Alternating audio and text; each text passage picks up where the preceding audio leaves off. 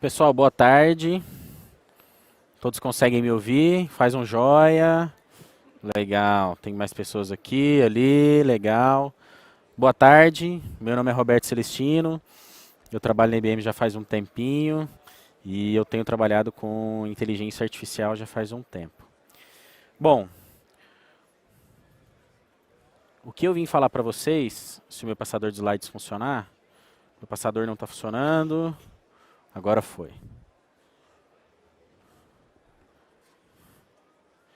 Eu vim falar sobre inteligência artificial e como nós estamos utilizando a inteligência artificial para tornar os negócios mais inteligentes.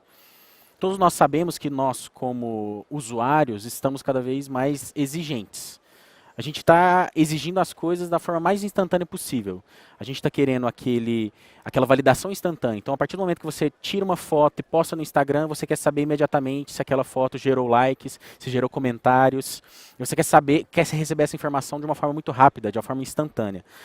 Da mesma forma que você quer fazer pagamentos instantâneos, seja utilizando um cartão de crédito, seja utilizando o seu smartphone, seja você utilizando um device, seja você fazendo uma transferência bancária, tudo isso de uma forma instantânea, rápida, imediata. O mesmo acontece para transporte. Quem aqui gosta de esperar mais de 5 minutos para que o Uber chegue?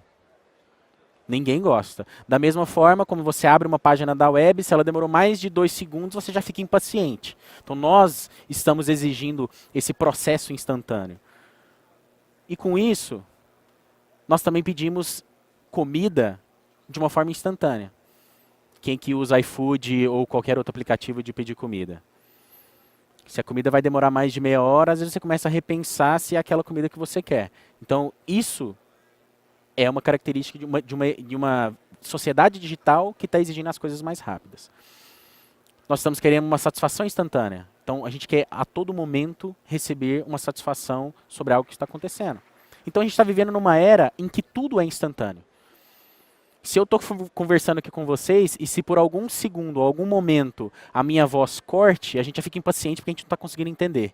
O pessoal que está acompanhando online, se a imagem ou o áudio trava um pouco, também a gente já fica impaciente, porque a gente está querendo as coisas instantâneas.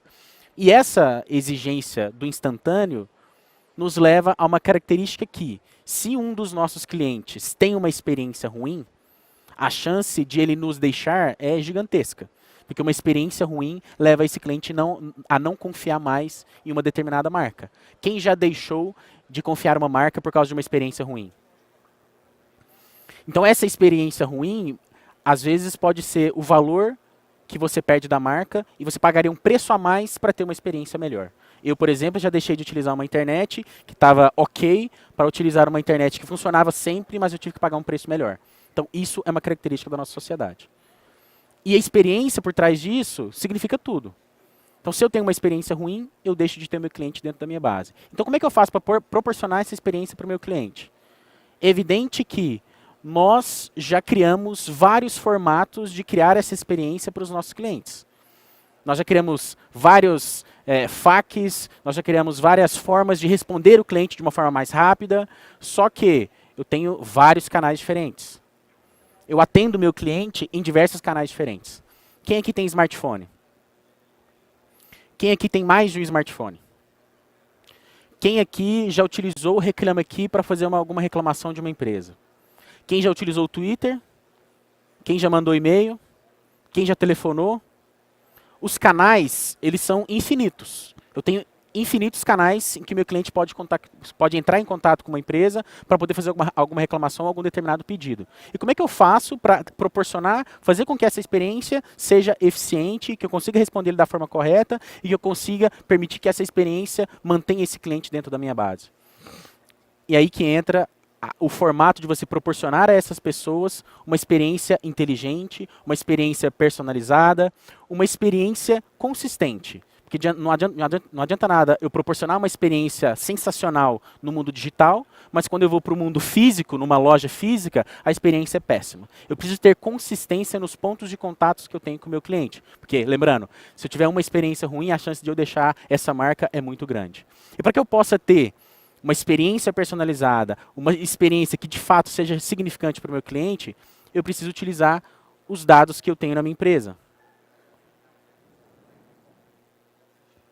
Experiência está diretamente relacionado com os dados que eu tenho dentro da minha empresa. Seja dado de compra do meu cliente, seja dado de reclamação que ele fez comigo, todos os pontos de contato que eu tenho com o meu cliente vai de alguma forma gerar alguns dados. Eu tenho que utilizar esses dados para proporcionar uma experiência diferenciada para esse meu cliente. E para eu utilizar esses dados da forma mais significativa possível, eu vou utilizar a inteligência artificial.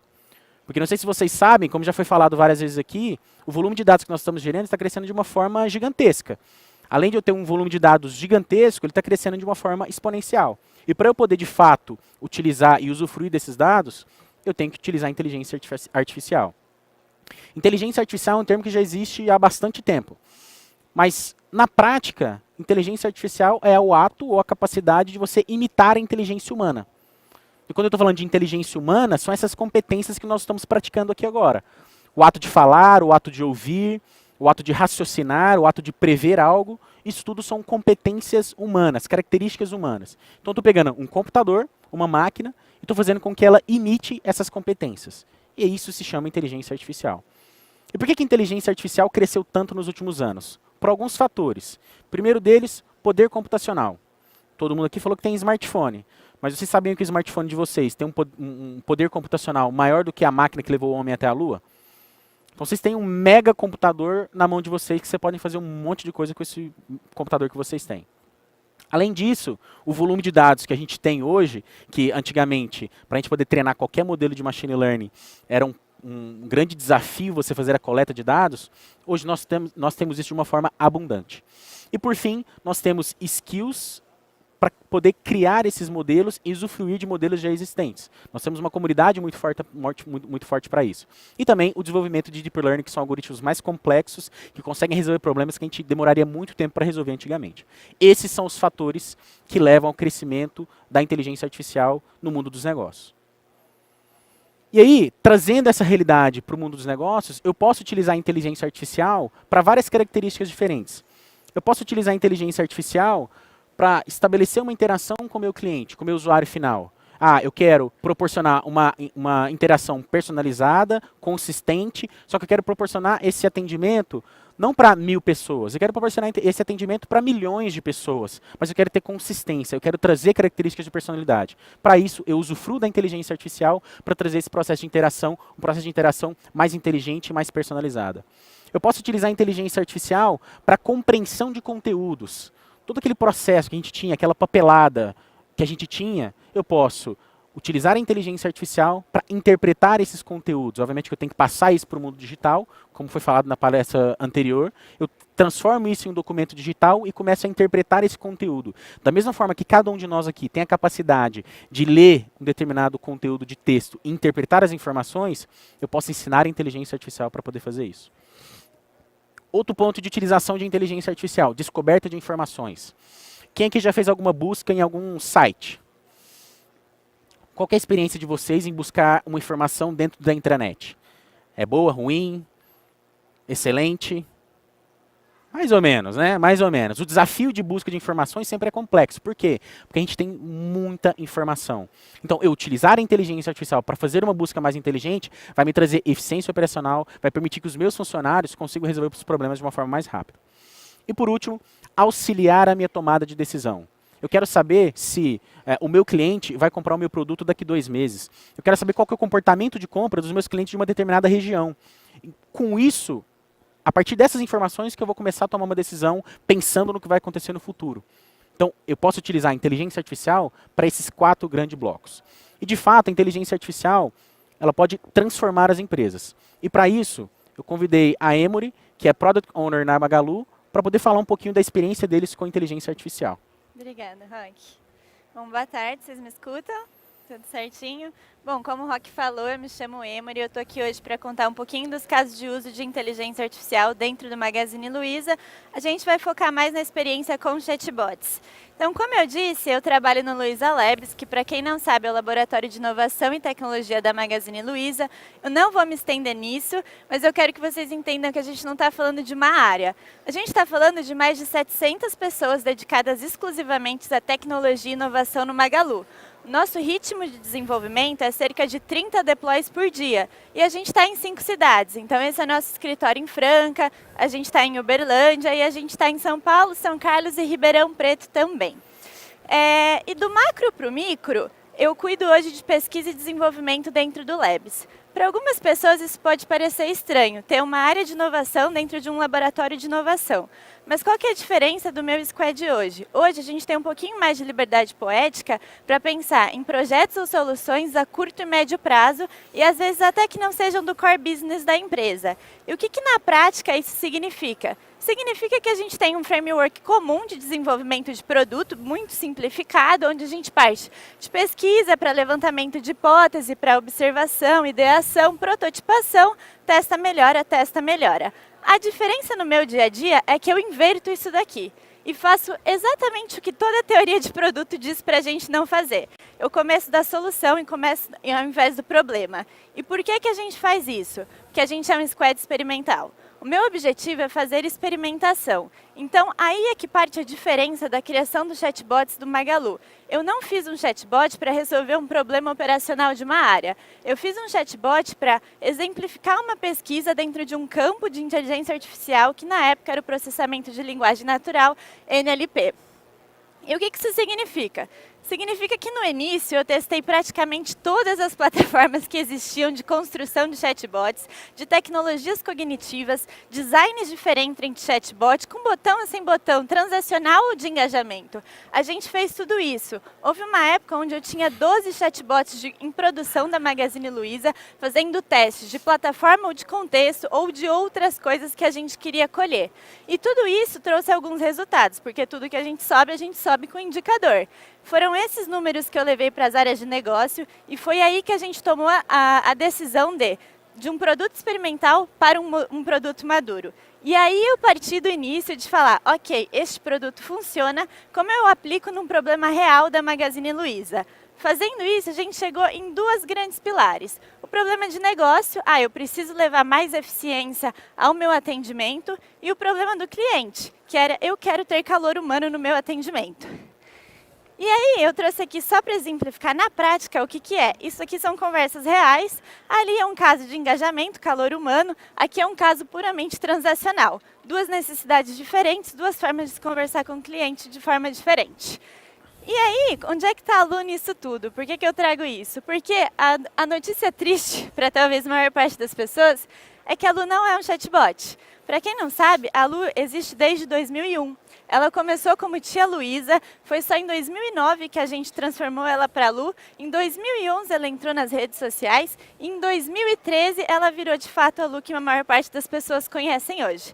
Se tem alguém aqui que faz design de chatbot, isso pode parecer ouro. Poxa, você já tinha uma persona antes mesmo de fazer a construção. Mas é uma grande cilada. Porque significa aqui que eu estou lidando com 18 anos de experiência da Lu promovendo conversa entre clientes. Só que durante 18 anos, o atendimento era humano. Então, as pessoas podiam falar sobre qualquer contexto, em qualquer situação que ela seria respondida. Quando a gente tenta automatizar isso, a gente está lidando com uma expectativa muito diferente da maior parte das pessoas. E então, a gente traz a segunda diferença. Nosso chatbot surgiu de uma necessidade de pesquisa em processamento de linguagem natural. Depois, o nosso chatbot assumiu uma forma não para operacionalizar uma área, mas para automatizar todo esse encantamento e engajamento que existia com o nosso cliente.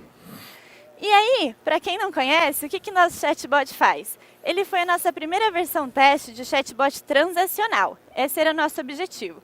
Por isso que ele atuava na primeira versão exclusivamente na parte depois que você fez um pedido, a parte de pós-venda. Numa segunda versão, quando a gente assumiu que isso se tornaria um produto maduro, a gente começou a fazer o que a maior parte das pessoas quando criam chatbots faz, que é a automatização de FAQ. Quando a gente automatizou o FAQ, a gente quebrou um grande mito que existia na maior parte do mercado, que era, é melhor ter um chatbot que faz poucas coisas, mas bem, do que um chatbot que faz muito e mal.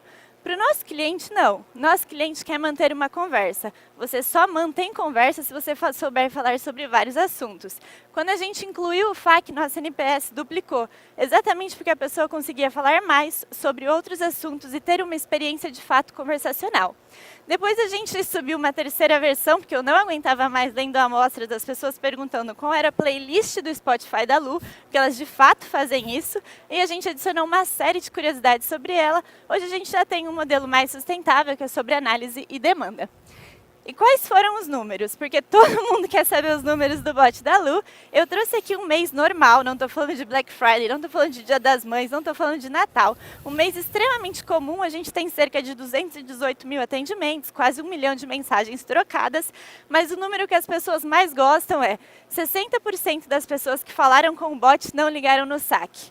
Cuidado com métricas de bot. Isso significa que a gente diminui em 60% o fluxo de atendimento?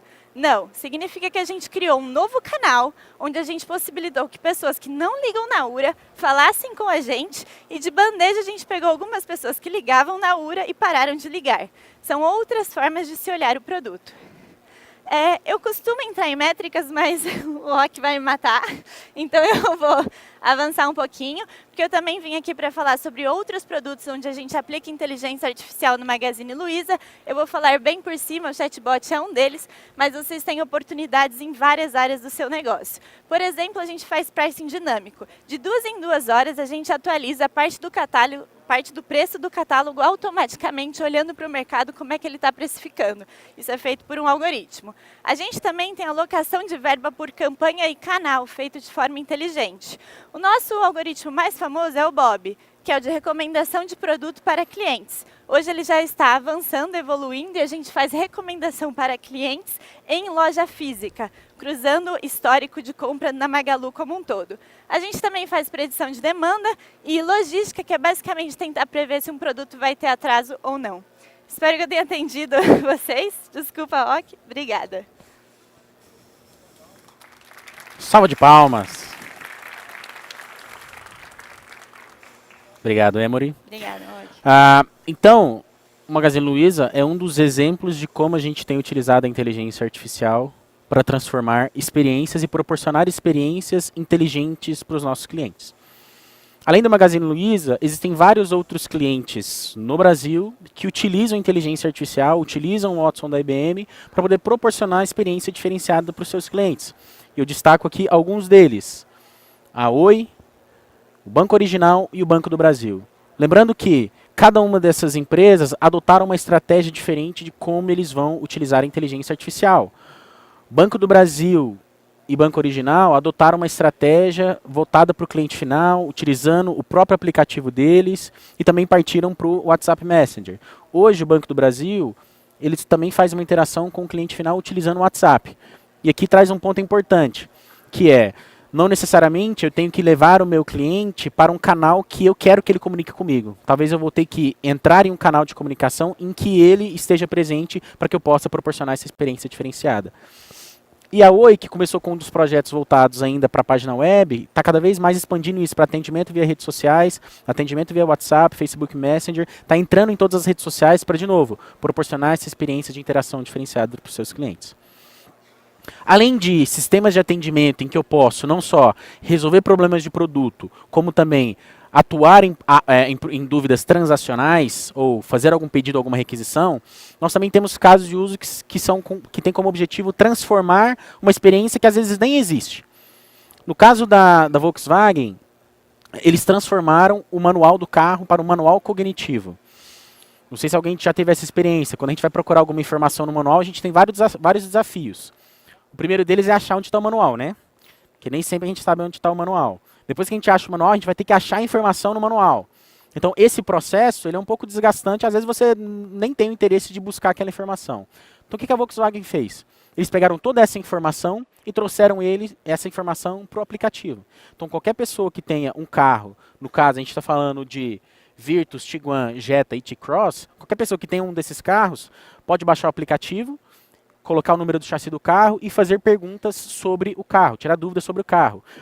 Qual que é a capacidade do meu tanque, qual que é a capacidade do meu motor, como é que eu faço para colocar a cadeirinha do bebê no carro, como que eu faço para trocar o farol de milha do carro, além de outras configurações que estão relacionadas a serviços, agendamento de um determinado serviço, todas essas informações ele pode fazer na palma da mão dele utilizando o aplicativo. E um outro fator importante, se você tem alguma dúvida sobre qualquer imagem que você tem no painel do carro, é muito simples. Você tira uma foto dessa imagem, ele vai interpretar o que essa imagem significa e ele vai te falar se você tem que se preocupar ou não com aquela determinada informação. Para mim, esse é um dos casos que transformam de fato a experiência do motorista. Uma coisa é você procurar um processo, ou tirar uma dúvida num papel, e outra coisa é você utilizar isso num aplicativo, tirando fotos, falando em linguagem natural, e você realmente transformar uma experiência que antes era uma experiência analógica. Além do caso da Volkswagen, eu sempre gosto de destacar o caso da BIA, que é o caso do Bradesco, que começou com um caso de uso diferente da estratégia do Banco do Brasil e do banco original. Eles começaram com um caso de uso interno, proporcionando uma experiência diferenciada para os seus funcionários. Isso aconteceu no processo no momento da aquisição do HSBC, em que eles tinham uma força de trabalho grande, eles precisavam treinar essa força de trabalho, e para isso eles criaram uma forma com que os gerentes pudessem tirar dúvidas de uma forma mais rápida, utilizando a inteligência artificial e, de novo, melhorando a experiência lá na ponta que é para o cliente final. Depois disso, isso virou um sucesso e eles acabaram expandindo isso para todos os clientes do Bradesco. E eles proporcionam essa interação através do aplicativo ou através do WhatsApp também. Então, é só você adicionar um número e você pode fazer perguntas para esse sistema de uma forma tranquila a qualquer momento. Além disso, como a gente citou sobre casos de interação, a gente também tem casos que proporcionam o processo de interpretação de conteúdo e transformação de back-office. Então, aquele processo que acontece por trás das cortinas, eu estou utilizando a inteligência artificial para me ajudar no processo de interpretação de informações, como é o caso do Urbano Vitalino, em que ao invés de eu ter um processo manual em que uma pessoa vai cadastrando as informações, eu estou interpretando aquelas informações e estou atualizando e inserindo essas informações dentro de um ERP. Então, todo esse processo, eu tenho inteligência artificial por trás, facilitando, acelerando o meu processo e automatizando parte desse meu processo, que antes era feito de uma forma manual. E um outro caso que eu gosto de destacar é o caso do Boticário, que eles transformaram o processo de planejamento de produção deles a partir de informações de planejamento de demanda. E não simplesmente um planejamento de demanda utilizando estoque do produto ou a quantidade de produtos que o franqueado comprou, mas utilizando dados macroeconômicos, utilizando informações que estão relacionadas com o nosso dia a dia. Qual que é o impacto da Argentina na minha demanda do que vai acontecer daqui 2 meses? Qual que é o impacto do nosso presidente diante da demanda do meu produto em uma determinada região do Brasil? Qual que é o impacto de tudo que está acontecendo diante de uma circunstância que está fora do meu negócio? Então, para isso, eles utilizam dados macroeconômicos para poder fazer essa previsão de demanda e, obviamente, isso está diretamente relacionado com planejamento de produção. Um fato importante, que foi descoberto durante esse projeto, quando há um aumento da taxa de desemprego, há também um aumento da compra de batons. Um negócio que parece ilógico, mas é uma relação que, diante de um dado macroeconômico, qualquer influência disso na demanda do meu mercado. Então, tudo isso utilizando ciência de dados, utilizando inteligência artificial, de novo, para auxiliar na tomada de decisão. Auxiliar na tomada de decisão do meu planejamento. Tudo isso faz parte de uma grande cadeia de planejamento. E, de fato, a IBM tem diversos clientes no Brasil. Eu trouxe alguns dos clientes que nós temos aqui. A utilização da inteligência artificial está cada vez mais presente no dia a dia das empresas. Empresas pequenas, empresas grandes, empresas médias. Cada uma tem adotado uma estratégia diferente para a utilização de inteligência artificial. E o grande fato é que, dependendo do projeto que você vai fazer, você pode usufruir dos serviços que existem na nuvem da IBM, que se chama IBM Cloud, e às vezes você não vai nem pagar para utilizar o Watson da IBM. Você pode consumir esse serviço, criar algum determinado projeto e só depois você crescer junto com o projeto e conseguir trazer resultados antes mesmo de você fazer qualquer investimento significativo em softwares, etc. E um ponto importante é que uma das características da utilização de Watson como ferramenta de inteligência artificial é que nós temos, comparando com algumas empresas que oferecem serviço semelhante, nós temos 2 pontos que são positivos para nós. aprendizagem mais rápida e melhor entendimento. O que significa isso? Quando a gente fala que eu preciso de dados para poder treinar o machine learning, ou treinar a inteligência artificial, comparando com os nossos concorrentes, eu preciso de menos dados. Então, o esforço que eu tenho para poder treinar e criar o meu modelo e ter uma acurácia significativa, eu consigo fazer isso com o Watson com menos dados. Outro ponto importante, que já foi falado aqui anteriormente, eu posso colocar o Watson onde vocês quiserem. Eu posso colocar o Watson, consumir o Watson na nuvem, eu posso instalar ele dentro de casa, eu posso instalar ele em uma nuvem de terceiro, eu posso utilizar o Watson em qualquer lugar. E os dois últimos pontos você é dono dos seus dados e expertise de indústria. O que significa isso? Você é dono dos seus dados. A IBM não vai utilizar os seus dados para poder treinar os seus próprios algoritmos. Você é dono dos seus dados. Eu não quero utilizar os seus dados, porque ele está diretamente relacionado com o seu conhecimento e com o seu negócio. E isso é uma vantagem estratégica de vocês. E a expertise de indústria, a gente tem vários serviços relacionados para cada uma das indústrias. Telecom, financeiro, varejo e etc. E um ponto que eu gostaria de destacar para concluir é que a inteligência artificial ela é uma jornada. Eu não consigo simplesmente pegar a inteligência artificial e plugar na minha empresa e pum, a mágica está feita. Ela é um processo, ela é uma jornada e exige maturidade para isso. Maturidade em vários sentidos. Eu tenho que ter maturidade de dados, eu tenho que ter maturidade de governança de dados, eu tenho que ter maturidade de skills, eu tenho que ter competência para poder utilizar a inteligência artificial de uma forma massiva. E aqui eu trouxe um exemplo de como é que essa jornada pode acontecer. Essa jornada ela pode começar com serviços mais simples, em que eu já consigo entregar valor, e partir para projetos que são mais complexos, em que eu vou transformar completamente o atendimento utilizando inteligência artificial. E isso pode acontecer da minha porta para fora, ou seja, na minha relação com o meu usuário final, ou isso pode acontecer da porta para dentro, que é quando a gente fala aqui da minha parte de back-office. Como é que eu consigo utilizar a inteligência artificial para trazer eficiência operacional? Como é que eu consigo utilizar isso para organizar a minha casa melhor e ser mais eficiente? E em sendo mais eficiente, eu reduzindo o custo, eu tenho mais lucro e consigo investir mais na adoção da inteligência artificial. E para poder facilitar essa jornada, a IBM criou uma metodologia que pode auxiliar vocês a darem os próximos passos da adoção dessa jornada de inteligência artificial. O primeiro passo a gente já deu, que é exatamente estar aqui, que é entender de fato o que é inteligência artificial, o que é o Watson, entender alguns casos de uso, e agora a gente tem que dar o próximo passo. Para a gente dar o próximo passo, a gente tem que voltar para dentro de casa, conversar com as áreas de negócio e sentar juntos em um workshop de um dia para identificar casos de uso que a gente vai adotar inteligência artificial. Por quê? Nem tudo, para nem todos os problemas eu vou utilizar a inteligência artificial. Inteligência artificial não é um remédio para tudo. Existem alguns casos de uso específicos que eu vou analisar complexidade e valor. E o meu objetivo é pensar naqueles casos de uso que tem menos complexidade e mais valor, para que isso possa, de fato, trazer benefícios para a empresa de vocês.